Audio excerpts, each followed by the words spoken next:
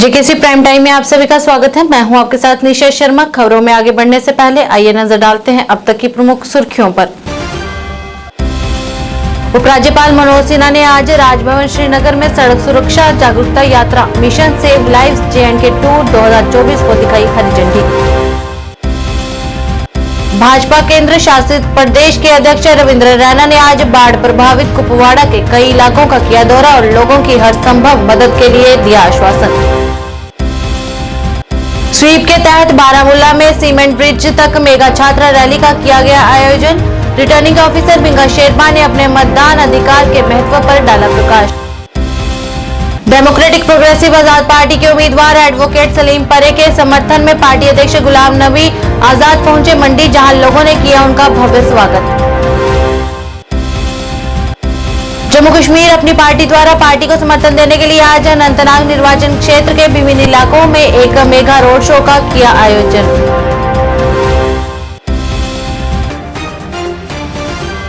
क्या आप परेशान हैं? आज ही संपर्क करें। 100% गारंटी के साथ पाए हर परेशानी का समाधान। प्रेम विवाह के लिए माता पिता को मनाना, प्रेमी प्रेमिका में झगड़ा, सौतन दुश्मन से छुटकारा, तलाक केस, नौकरी कारोबार में रुकावट, विदेश यात्रा या कर्ज मुक्ति, लॉटरी नंबर पाओ 649 हो या लोटो मैक्स, प्यार में धोखा खा चुके प्रेमी प्रेमिका, एक बार जरूर संपर्क करें। मैं आपका प्यार टूटने नहीं दूंगा। 98 769 98 583।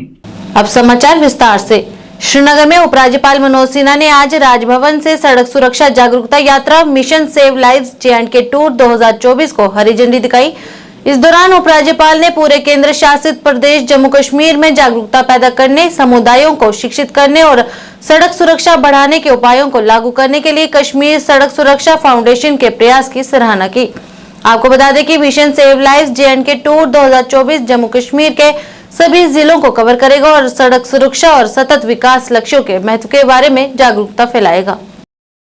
जम्मू कश्मीर भाजपा केंद्र शासित प्रदेश के अध्यक्ष रविंद्र रैना ने विनाशकारी बाढ़ के हालात को प्रत्यक्ष रूप से देखने के लिए बुगम, चौगाल, हंदवाड़ा और कुपवाड़ा के कई इलाकों का दौरा किया, जहां वे बाढ़ प्रभावित इलाकों में गए और लोगों से मिले और व्यक्तिगत रूप से उन पीड़ित परिवारों से भी मिले और उन्हें हर संभव मदद का आश्वासन दिया। इस दौरान उन्होंने प्रशासन से अपील करते हुए इस क्षेत्र में प्रभावित समुदायों को हर संभव सहायता और समर्थन देने का आग्रह किया। डिस्ट्रिक्ट कुपवाड़ा के कई गांव में बहुत नुकसान हो गया है। मैं आज यहाँ हंदवाड़ा, कुपवाड़ा, लोलाब, रफियाबाद, इन तमाम एरियाज का टूर कर रहा हूँ और मैंने खुद देखा है कि यहाँ तेज बारिश और पहाड़ों में बर्फबारी के चलते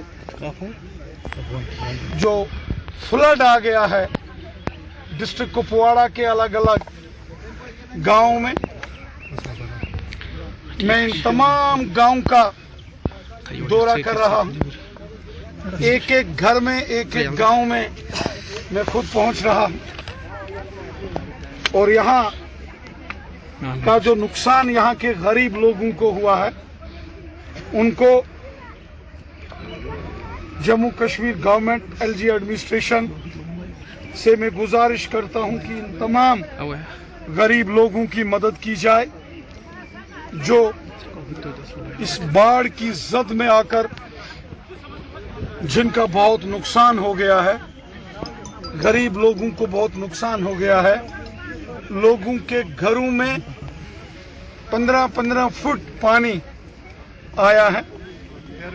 मैंने खुद घरों के अंदर जाकर मुआयना किया है और गरीब लोगों को जो भारी नुकसान हुआ है, यकीनन हम LG एडमिनिस्ट्रेशन से बात करके हंदवाड़ा का एरिया हो, कुपवाड़ा का एरिया हो, लोलाब का एरिया हो, करालपुरा हो, कलारूस हो या लंगेट हो, बरारीपुरा हो, चौगोन हो, वारसोन हो, जो भी एरियाज एक एक करके हम सुबह से ही हर एक गांव में और गांव के हर एक घर में पहुंच रहे हैं। स्वीप के तहत बारामूला में सीमेंट ब्रिज तक मेगा छात्र रैली और तिरंगा रैली का आयोजन किया गया। इस मौके पर रिटर्निंग ऑफिसर मिंगा शेरपा ने नए मतदाताओं को वोटर कार्ड भी दिए और इस आयोजन का उद्देश्य लोकसभा चुनाव 2024 में अधिक भागीदारी के लिए मतदाताओं के बीच व्यापक जागरूकता बढ़ाना रहा।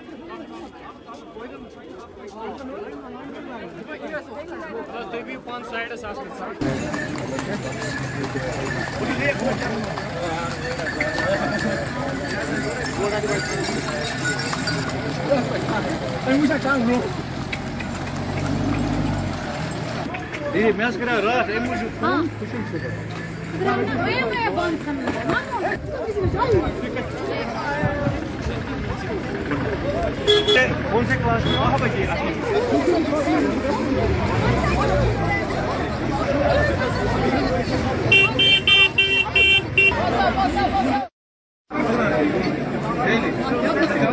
ओके, तो बच्चे ज्यादा होने की वजह से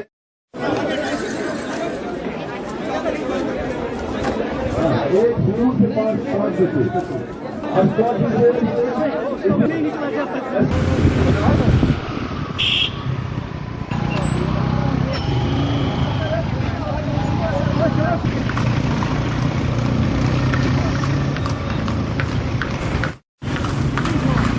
रोजाना तो इमरान आज भी होता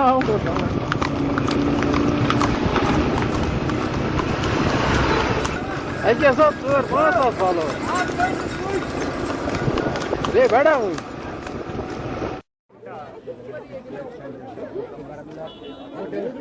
चले इलेक्शन आने वाले हैं।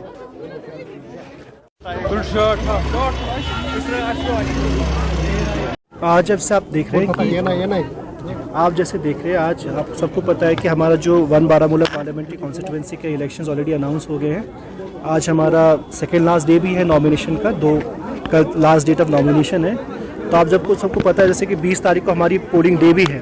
तो जैसे जैसे पोलिंग डे नज़दीक आ रही है हम लोग जो हमारी जो स्वीप एक्टिविटीज़ होते हैं जिसमें हम वोटर्स को अवेयरनेस करते हैं कि उनका वोट का क्या महत्व है, तो उसी के मद्देनज़र यहाँ पे सीईओ साहब के थ्रू हम लोगों ने एक मेगा रैली ऑर्गेनाइज़ किया है जिसमें हमारे कई सारे स्कूल्स के बच्चे आके एक हम मेगा अवेयरनेस रैली कर रहे हैं जो पूरी बारामूला टाउन के थ्रू जाएगी।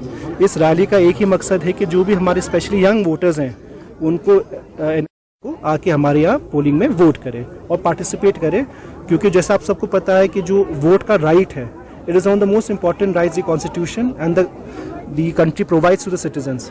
तो उसी के मद्देनजर एक हमने ये भी रखा है। सेकंड, जैसे आपको पता है कि हमारे जो पुराने ट्रांसपोर्ट के मीन्स जैसे टांगाज हैं उनके थ्रू हमने एक टांगा रैली भी रखी है so as to attract voters and attract attention की there is an election event going on. तो जैसा आप देख रहे हैं कि हमने बहुत सारी स्वीप इवेंट किए थे, उसका उसी सिलसिले में ये भी एक इवेंट है। आगे आते हुए हम और इवेंट्स करेंगे जैसे जैसे हमारा डेट नज़दीक आए, सो दैट और जितने ज़्यादा वोटर हम उनको अट्रैक्ट कर पाए हम उनको अट्रैक्ट करने की कोशिश करेंगे। डेमोक्रेटिक प्रोग्रेसिव आजाद पार्टी के अध्यक्ष गुलाम नबी आजाद के नेतृत्व में आज पुंछ जिले के सुरनकोट में अनंतनाग राजौरी संसदीय क्षेत्र से पार्टी के उम्मीदवार एडवोकेट सलीम परे के समर्थन में एक रोड शो का आयोजन किया गया।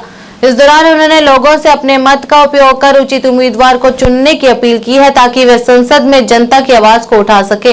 इस बीच उन्होंने पार्टियों की भी आलोचना की है जो उक्त संसदीय सीट पर चुनाव में देरी की शिकायत कर रहे हैं।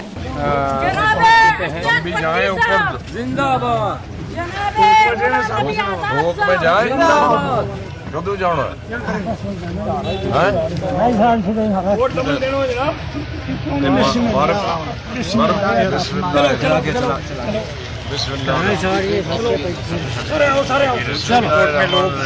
गुलाम नबी आज़ाद साहब का इस्तेमाल करते हुए लोकसभा इलेक्शन के हवाले से बात की जाए तो आज़ाद पार्टी का जो कैंडिडेट है यहाँ कश्मीर के नहीं बल्कि पूरे हिंदुस्तान के लोगों को फख्र है। आज़ाद साहब एक सेकुलर आउटलुक के आदमी हैं। आज़ाद साहब ने हिंदुस्तान की खिदमत की है। आज़ाद साहब बहुत देर तक मिनिस्टर रहे हैं, अपोजिशन लीडर रहे हैं और आज़ाद साहब का ये विजन है कि डेवलपमेंट करनी है और पीर पंजाल के लिए उनका जो विजन ये है कि पुंछ मेडिकल कॉलेज देंगे और ये आज़ाद साहब ही जिन्होंने जम्मू कश्मीर में 10 डिस्ट्रिक्ट भी दिए थे और मेडिकल कॉलेज भी दिए थे। आज़ाद साहब अगर जीत जाते हैं आइंदा असेंबली इलेक्शन में और इनको अगर लोगों का सपोर्ट मिलता है, कामयाबी मिलती है तो आज़ाद साहब इस JNK का नक्शा ही चेंज करेंगे इंशाल्लाह। आज़ाद साहब जितने पॉपुलर डोडा में हैं, कठुआ में हैं, जम्मू में, उतने ही रजौरी पुंछ में हैं। और उमर अब्दुल्ला साहब ने ये कहा था कि आज़ाद साहब को वहाँ डोडा से इलेक्शन लड़ना चाहिए। भाई आज़ाद साहब जब MP बने थे महाराष्ट्र से, जब इंदिरा गांधी ने इनको इलेक्शन लड़ाया था, उस वक्त ये ऑल इंडिया यूथ कांग्रेस के प्रेसिडेंट थे और वहाँ 5% हिंदू की आबादी है, मुसलमानों की आबादी है, सॉरी मुसलमानों की 5% आबादी है और 95% हिंदू की आबादी है, जहाँ से 3 बार MP लड़ के आए। आज़ाद साहब तो सेकुलर आदमी। आज़ाद साहब जम्मू से लड़े, कश्मीर से लड़े, पुंछ जोरी से लड़े, अनंतनाग से, आज़ाद साहब कहीं से भी लड़ सकते हैं। ऐसे रजौरी पुंछ के लोगों का ये रहेगा कि एक तो ऑलरेडी हमारा बेड़ा गर्क किया है डिलिमिटेशन कमीशन ने और हमें कहीं का नहीं छोड़ा। हमने पहले जम्मू के साथ लगाया था तो भी हम कंफर्टेबल थे, अब अनंतनाग के साथ लगाया। अभी आप देखें मुगल रोड बंद है। पार्लियामेंट का होगा, हम जब विधानसभा लड़ेंगे तब हमारा मैनिफेस्टो होगा। छोटी छोटी पार्टियों की तो 2-2, 3-3 लोग सरकार तो नहीं बना सकते, प्रधानमंत्री नहीं बना सकते। उनका ये है कि हम MP कैसा भेजें, पढ़ा लिखा भेजें। हमारा वकील है कैंडिडेट यहाँ से अनंतनाग का रहने वाला है, सलीम परे साहब, एडवोकेट सलीम परे साहब हाई कोर्ट में वकालत करते हैं। हमारे ऑफिस बेयर भी है, हमारी पार्टी के स्पोक्समैन भी है, DDC के चुने हुए मेंबर भी हैं। वो निचली लेवल सतह पे भी लोगों की मुश्किलात जानते हैं और पार्लियामेंट में भी अच्छी हमारी स्टेट की और हमारे लोगों की वकालत करेंगे। की आदत है हर चीज़ का विरोध करना। सब इंसानों को दिखता है बर्फ पड़ा, बर्फ से लदा हुआ पीर की गली। अब हमें 3 दिन लगे हैं जम्मू से आते हुए यहाँ पहुँचने के लिए, 3 दिन फिर लगेंगे और 3 रातें। तो ये कौन सी कॉन्स्टिट्यूंसी हिंदुस्तान में है जहाँ को एक डिस्ट्रिक्ट से दूसरे डिस्ट्रिक्ट तक जाने में 3 दिन और 3 रातें लगे? तो ये तो अंधे को भी नजर आता है कि मैं उनको बताता मुगल रोड में ये कॉन्स्टिट्यूंसी नहीं थी। जब मुगल रोड नहीं थी तो ये तब जम्मू का हिस्सा था, तब ये अनंतनाग का हिस्सा में कश्मीर का हिस्सा था। आपने कश्मीर के लिए आपने कहा मैनिफेस्टो हमारी होगा असेंबली के लिए, बड़ी पार्टियों के लिए जो है उनके लिए मैनिफेस्टो है कि जो प्राइम मिनिस्टर बनाने का दावा करते हैं। यहाँ की कोई भी जम्मू कश्मीर की पार्टी है, चाहे किसी के 2 MP आएंगे, किसी का 1 MLA का है, तो उसको प्रधान की पूरी स्टेट की ही जरूरत है। बहुत बिल्कुल इंशाल्लाह जीत पाएंगे, क्यों नहीं जीत पाएंगे। जब इस्तीफा दिया था दिल्ली से और मैंने कहा था मैं जम्मू कश्मीर की अब खिदमत करूँगा, तो हमारे लोगों ने याद दिलाया कि हम तो 2.5 साल से 2 साल से असेंबली की तैयारी कर रहे हैं, क्या आप यहाँ सरकार बनाएंगे, लेकिन आप तो फिर भागने की कोशिश कर रहे हैं। इसलिए सर गुलाम नबी कोई गलती नहीं, क्योंकि कांग्रेस पार्टी खुद खत्म हो रही है। आप रोज देखिए ना टेलीविजन में 10-20 लीडर भागते हैं। मुझे ये फिक्र है कि पार्लियामेंट खत्म तो होने तक। जम्मू कश्मीर अपनी पार्टी ने आज अनंतनाग निर्वाचन क्षेत्र के विभिन्न इलाकों में एक मेगा रोड शो आयोजित किया, जो मुख्य शहर अनंतनाग से शुरू हुआ और खानबल में समाप्त हुआ। इस मौके पर अतिरिक्त महासचिव हिलाल अहमद शाह और तारिक शाह वीरी समेत वरिष्ठ नेता भी मौजूद रहे। लोगों ने जगह जगह रोड शो का स्वागत किया और इस रोड शो को समर्थन दिया। इस विशाल रैली में महिलाएं, बुजुर्ग और युवा समेत तमाम लोग शामिल हुए।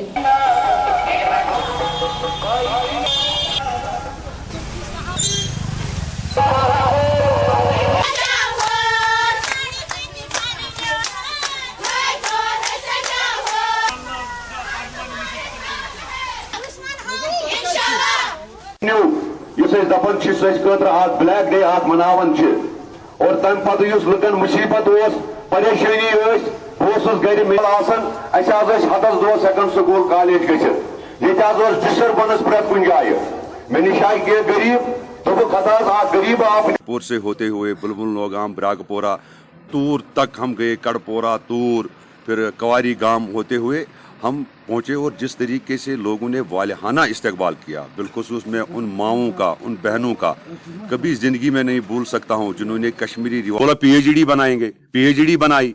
आप लोग हमें कहते थे आप जम्मू कश्मीर अपनी पार्टी आप क्यों नहीं पीएचडी में गए? हमने कहा जब इनको अपने सीट का मौका आएगा ये पीएचडी कहीं नजर नहीं आएगी। आज क्या बोल रहे हैं? आज बोल रहे हैं नेशनल कॉन्फ्रेंस एंड पीडीपी ने पीएचडी तोड़ा, पीडीपी ने बोला एनसी ने तोड़ा। और दूसरा आज क्या चल रहा है? पीडीपी बोल रहा है कि नेशनल कॉन्फ्रेंस बीजेपी का बी टीम है और नेशनल कॉन्फ्रेंस कहता है कि पीडीपी नेशनल ये बीजेपी का बी टीम है। भाई साहब पहले इनको फैसला करने दो, जब ये फैसला करेंगे BCA कौन है फिर हम इनसे बात करेंगे। कहां आप उमर अब्दुल्ला की बात कर रहे हैं? उमर अब्दुल्ला साहब ने तो नेशनल कॉन्फ्रेंस ने ये साउथ कश्मीर अनंतनाग पुंछ राजौरी सीट से शिकस्त एक्सेप्ट की है।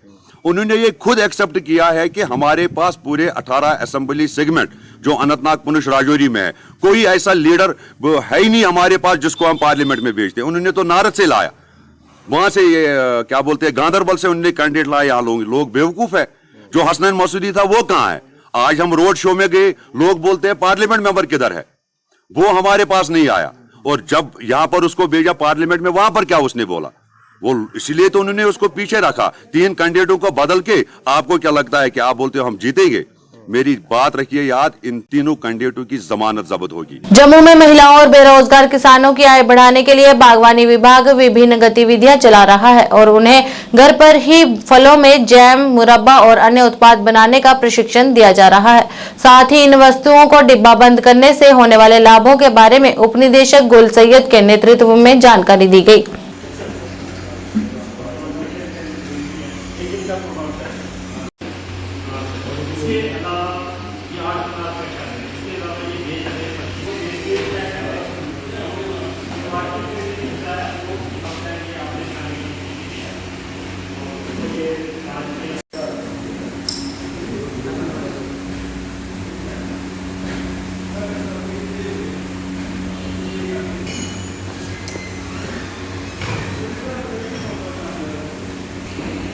मालूम नहीं था, अभी हमको पता चला है। महकमे ने बहुत साथ दिया हमारा। मैं 15 साल से स्ट्रॉबेरी की खेती कर रहा हूँ, जिसमें महकमा हॉर्टिकल्चर मेरे को 13,000 पर कनाल देता है। मैंने 7 कनाल लगाई है, जिसमें मेरे को 91,000 रुपया सब्सिडी मिली है। और इसमें मैं तकरीबन 4 लाख की बिक्री कर दी, 50,000 पर कनाल मिल जाता है। और अब कहीं इसके साथ साथ हम जो पल्प बनवाते हैं, स्केच बनवाते हैं और जाम बनवाते हैं, वो सिर्फ अपने पर्सनल यूज के लिए खुद खाते हैं। जैसे बाज़ार में कास्टली है कोल्ड ड्रिंक लगाना, दूसरा उसमें ज़्यादा पैसा वेस्ट होता है, इसलिए हम अपना बनवाते हैं। इधर एक कैनी सेंटर है, एक इधर चांदनगर में, और वो महकमा हमारे को ट्रेनिंग भी देता है। हो सकता है कि हम आने वाले दिनों में अपना यूनिट खोल सकें। इससे कैनी सेंटर का हमारे को बहुत फ़ायदा है। और जैसे मोदी साहब का कहना है कि किसान की इनकम दुगनी करनी है, मैं तो कहता हूँ दुगनी तो क्या, दुगनी से भी चुगनी हो सकती है। अगर किसान ठीक अपना खेती में काम करे तो वो दिन दूर नहीं है। तकरीबन हर किसान जो है अपनी इनकम जो है दुगनी कर सकता है। महकमा हमारे साथ पूरा साथ दे रहा है। कोई भी अफसर साहबान कोई भी काम हमारे को इन ट्रेनिंग की ज़रूरत पड़े और इनके पास आएँ तो ट्रेनिंग देते हैं। अगर ना भी तो इनको फ़ोन पर भी बुलाएं तो ये ठीक आ जाते हैं और हमारे को टाइम टू टाइम गाइड करते रहते हैं। महकमा हार्टिकल्चर के अंदर एक हमारा विंग है जिसको फूड प्रोसेसिंग विंग से जाना जाता है, कैनिंग विंग से। यहाँ पे जितने भी हमारे फार्मर्स लोग हैं या जनरल पब्लिक है, उसके लिए महकमा की काफ़ी देर से स्कीमें चल रही हैं।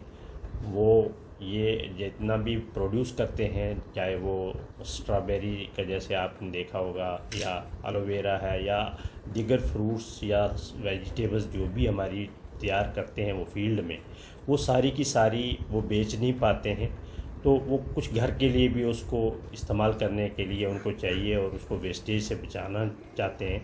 तो उसके लिए हमारे पास स्कीम है कि हम उनका जो रॉ मटेरियल है वो यहाँ पे वो पहुँचाते हैं, उनको प्रोसेस करके जो वो पॉसिबल प्रोडक्ट्स उसके होते हैं, जो भी प्रोडक्ट बन सकते हैं, यानी मेरा मतलब कहने का, जैसे वो स्ट्रॉबेरी लाएँ तो स्ट्रॉबेरी का जैम बनवा रहे हैं, या वो जेली बना सकते हैं, या उसका कोई स्क्वैश बनवाते हैं, पल्प निकलवाते हैं, तो वो नॉमिनल चार्जेस पे हम उनको प्रोसेस करके देते हैं। पहले तो ये ताकि वो घर में पूरा साल यूज़ करें, क्योंकि फ्रूट्स और वेजिटेबल्स हमारी सेहत के लिए बहुत ही मुफीद हैं। ख़ासकर अगर हम स्ट्रॉबेरी की बात करें, इसकी लाइफ बहुत कम है, 1 हफ़्ते में ये ख़राब हो जाएगी, लेकिन अगर हम उसको प्रोसेस करके रखेंगे तो इसको हम ज़्यादा देर चला सकते हैं, 6 महीने 8 महीने चला सकते हैं, कोई परेशानी वाली बात नहीं। तो उसमें क्योंकि देखो ये हार्ट की हेल्थ के लिए बहुत अच्छी है, ये डायबिटीज़ पेशेंट के लिए इवन अच्छी है, ये ब्लड प्रेशर पेशेंट के लिए अच्छी है, इवन कैंसर पेशेंट के लिए ये हम कैंसर से रोकती है ये, ऐसे अगर इसका हम प्रयोग करेंगे तो कैंसर नहीं होगा। तो एंटीऑक्सीडेंट होने की वजह से ये स्किन की प्रॉब्लम है जो ये बहुत कम हो जाती है। तो इसकी बहुत सारे फ़ायदे हैं सभी फ्रूट्स के, और बिलखसूस इसकी बात हम कर रहे हैं स्ट्रॉबेरी की, तो इसकी काफ़ी फ़ायदे हैं। इस सिलसिले में हमने एक और स्कीम भी रखी है आम किसानों के लिए, जो हमारे पूरे डिस्ट्रिक्ट में, पूरे डिवीजन में।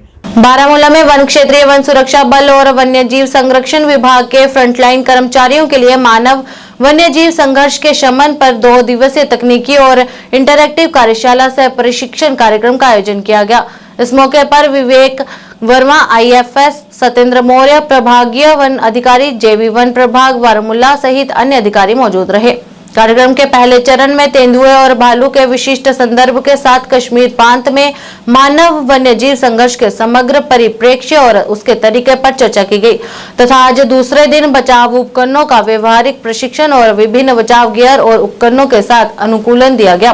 और इसी के साथ इंतजार सुहेल वन्यजीव वार्डन उत्तर प्रभाग ने धन्यवाद की औपचारिक भूमिका के साथ प्रशिक्षण सत्र का समापन किया। ठीक है सर।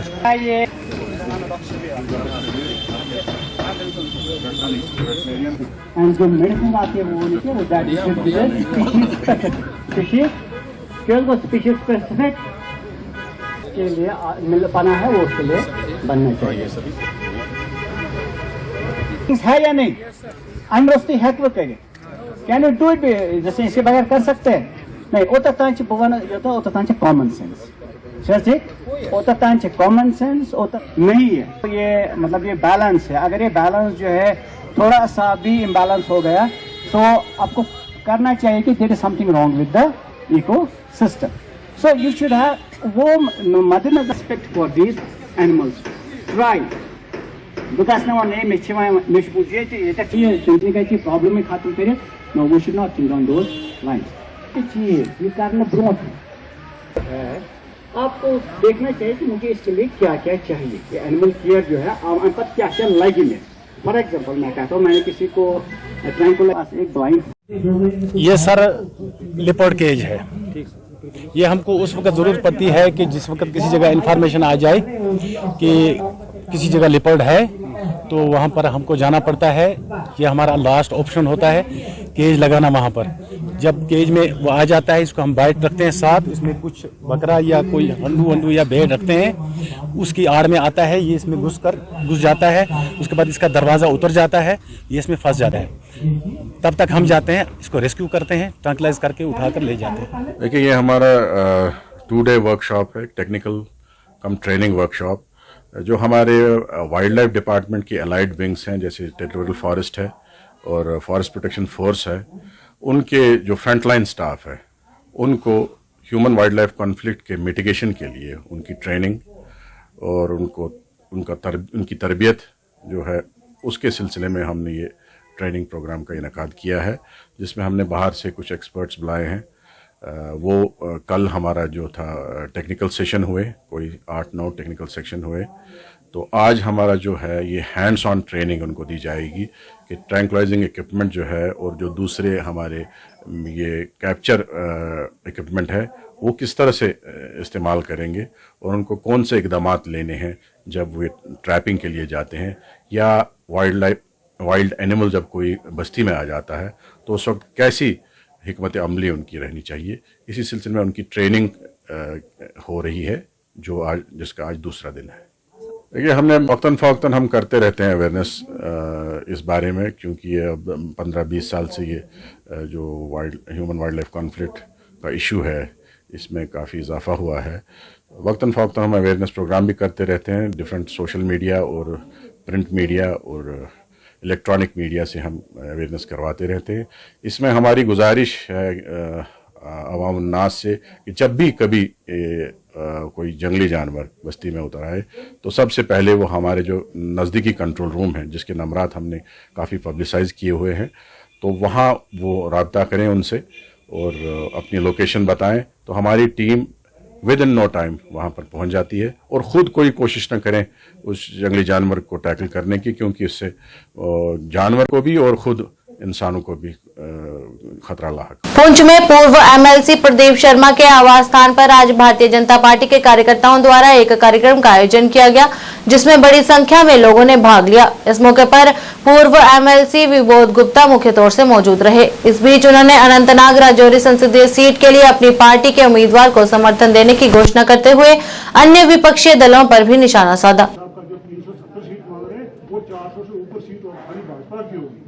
और उसके बाद ऐसा कोई बात नहीं है, 450-500 तक हम पहुंचेंगे और जैसा आपका आदेश होगा वहां से।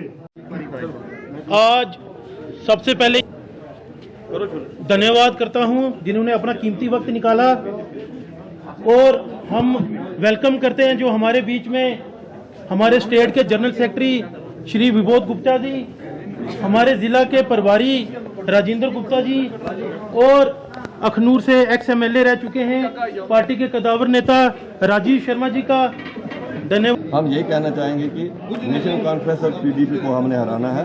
इन दोनों जमातों ने राजौरी और पुंछ के रहने वाले लोगों के साथ बेइंसाफी की है, चाहे गुजर बकरवाल समाज हो चाहे पहाड़ी कबीले के लोग हों। इंटर डिस्ट्रिक्ट रिक्रूटमेंट बैन करके गुजर बकरवाल समाज के लोगों के साथ उन्होंने कत्ल किया, उनके हज़ारों हज़ार नौकरियां उन्होंने खाई हैं। गुजर बकरवाल समाज उनसे आज सवाल पूछेगा।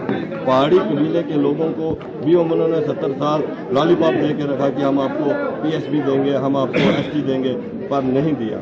ओबीसी समाज का भी गला इन्होंने यहाँ पर पहुँचा है। राजौरी पुंछ के लोग इस बार एनसी और पीडीपी को सबक खाएंगे और भारतीय जनता पार्टी समर्थित कैंडिडेट को वोट देंगे। बच्चों की हम करवानी देंगे, लेकिन भारतीय जनता पार्टी को किसी भी बच्चे की करवानी चाहिए, उनको एक चीज़ चाहिए, वोट चाहिए। और मैं ये कहूँगा, तब हमने ये भी बोला था कि मोदी जी और अमित शाह जी बोलेंगे कि आपको किसी पेड़ पे मोहर लगानी है, हम उस पर भी तैयार हैं। आज हम नहीं कहते हैं किसी पेड़ पे मोहर लगाएं, पर मैं ये कहूँगा कि भारतीय जनता पार्टी और अमित शाह जी ने ये कहा जम्मू में आकर कि कांग्रेस, एनसी और पीडीपी तीनों जमातों को छोड़कर आप इनको वोट ना दें, आप और किसी को वोट दें, इनको मत वोट दें। मैं ये कहूँगा कि उन्होंने इनफैक्ट मुझे लगता है कि बैठ और बोलेगा हम बल्ले जो वो हमारा जफर जो है माल मनास वो लोकल आदमी है, यहाँ का सियाला का सुप्रीम कोर्ट का, हम सबको उसको। श्रीनगर में आज एसएमसी आयुक्त डॉक्टर ओवैस अहमद द्वारा जहांगीर चौक पर चल रहे कार्यों का निरीक्षण किया गया। इस दौरान उन्होंने कहा कि मौसम में सुधार होते ही शहर की सभी सड़कों पर मैग्नेमाइजेशन कुछ ही दिनों में शुरू हो जाएगा और प्रमुख परियोजनाओं का पूरा होने में लगभग 1 महीना लग सकता है तथा छोटी परियोजनाओं को 45 दिनों में पूरा कर लिया जाएगा।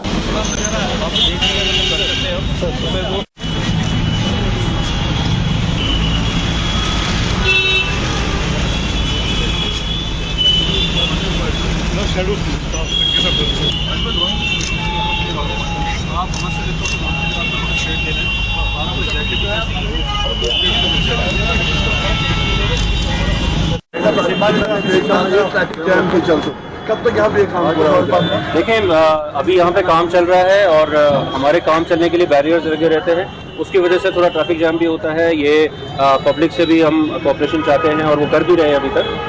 बट ये जो काम है हमारा, जो बेसिक हमें बाहर से जो उसका सर्कल पूरा करना है, जो हम बना रहे हैं जहांगीर चौक, ये अगले 3 दिन में मुझे हमारे चीफ इंजीनियर साहब बता रहे हैं कि वो कंप्लीट हो जाएगा। और उसके बाद हम जो रोड सर्विस है उस पर काम करेंगे। फिर ये वाला काम हम बाद में करेंगे, यानी कि बाद के 1-1.5 महीने में हम अंदर वाले काम को कंप्लीट करेंगे। और जो रोड का काम है वो हम उससे पहले ही कंप्लीट करके 4-5 दिन में उसको मैक्सिमाइजेशन शुरू कर देंगे। आइडिया क्या है सर इसके पीछे, जिस तरह से हम यहाँ पे देख रहे हैं कि लोग समझ नहीं पा रहे हैं कि यहाँ पे बनने क्या जा रहा है, आइडिया क्या है इसके पीछे? नहीं, देखिए ये रोटरी है, हमारा जहांगीर चौक का रोटरी है और उसी पे काम कर रहे हैं। और जो रोटरी का एक फंक्शन रहता है कि ट्रैफिक जो है वो सर्कुलर चलता रहे, हमें डाइवर्जन ना लेना पड़े, जैसे कि अभी हमें लेना भी पड़ता है। तो हमारी कोशिश यही है कि ये जो ट्रैफिक की डिमांड को देखते हुए आप देख सकते हैं कि क्योंकि ये फोकल एरिया है, ये एक ऐसा एरिया जहाँ पे ट्रैफिक मूवमेंट बहुत ज़्यादा रहती है, तो उसको देखते हुए एक रोटरी पूरी सीमलेसली बनाई जा रही है, जिसमें हमारे लगभग यहाँ पे 10 जो रोड्स हैं वो यहाँ पे आके जुड़ती हैं। तो उनसे जो ट्रैफिक आए वो सीमलेसली यहाँ पे रोटेट होके अपने अपने अलग अलग डायरेक्शन में जा सके। इसमें जो फ्लाईओवर से इंग्रेस है, जो हमारा फ्लाईओवर पे चढ़ने वाला रास्ता है, उसको भी थोड़ा सा हम जो मौजूदा रास्ता है उसको हल्का सा और वाइडन करने की कोशिश कर रहे हैं, ताकि जो गाड़ियां हैं वो इजीली ऊपर जो फ्लाईओवर उस पर चढ़ सके, वहां से उतर सके और उसके बाद अपना जो वे है, अगर उनको लेफ्ट साइड जाना है लेफ्ट साइड जा सके और अगर सर्कल के थ्रू घूम के आना आ सके।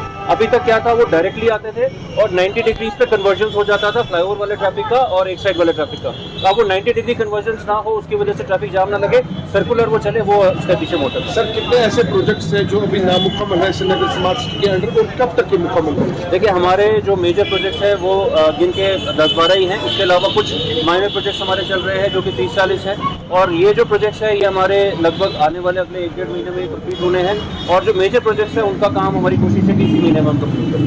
लोगों को दिक्कतें हो रही है चलने में, तो यहाँ इस पैच बिजी पैच माना जाता है, ये कब तक मुकम्मल? देखिए जैसे आप इधर आए, ये काम भी बहुत ज़रूरी था। जैसा मैंने आपको बताया, हमें ट्रैफिक फ्लो भी स्मूथ करना है और इस एरिया को भी डेवलप करना था।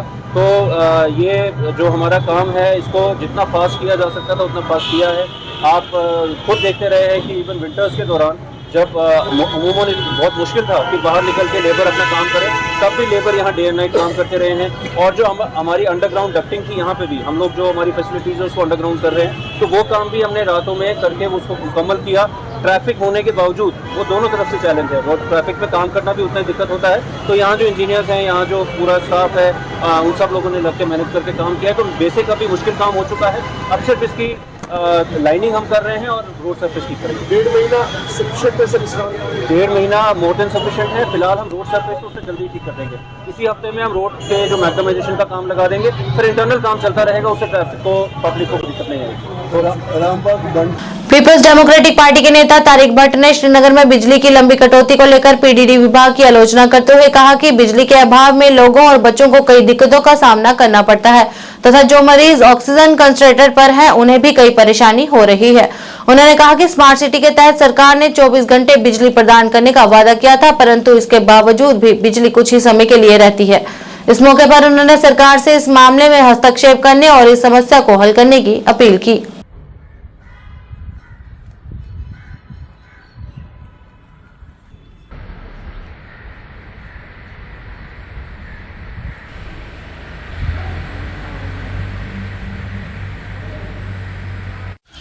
आप जिस इलेक्ट्रिसिटी के बारे में पूछ रहे हैं आज, तो हम सब इससे अच्छी तरह से वाकिफ़ है कि इलेक्ट्रिसिटी है ही नहीं कहीं की। कटेलमेंट आज देखिए आपको शाम को ही, जो कि हमारा इवनिंग टाइम होता है, जो भी शाम को जब इंसान ऑफिस से घर आता है या स्कूल से बच्चे जब शाम को आते हैं, तो एक ही टाइम होता है हमारे पास, हम बच्चों को पढ़ाएं।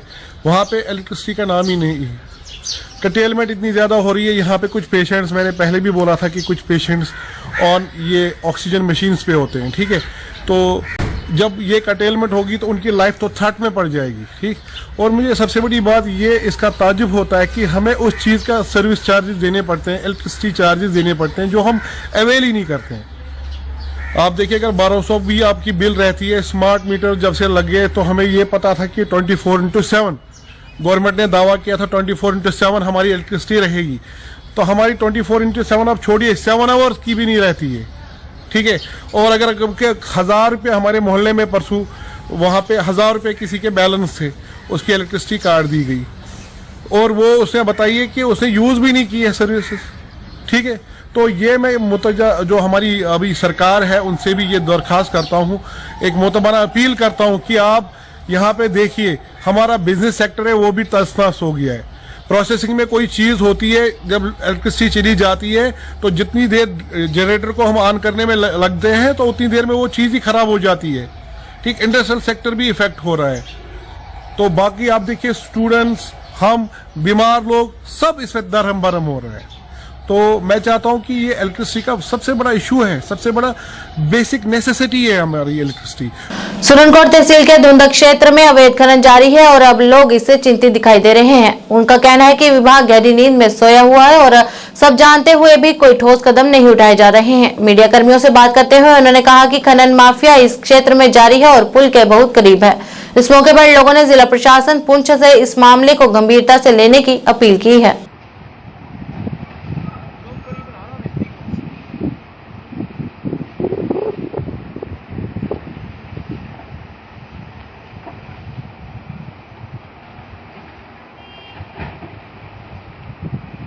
आज के इस अंक में बस इतना ही। नया अंक लेकर फिर हाजिर होंगे, तब तक के लिए दीजिए इजाजत। नमस्कार।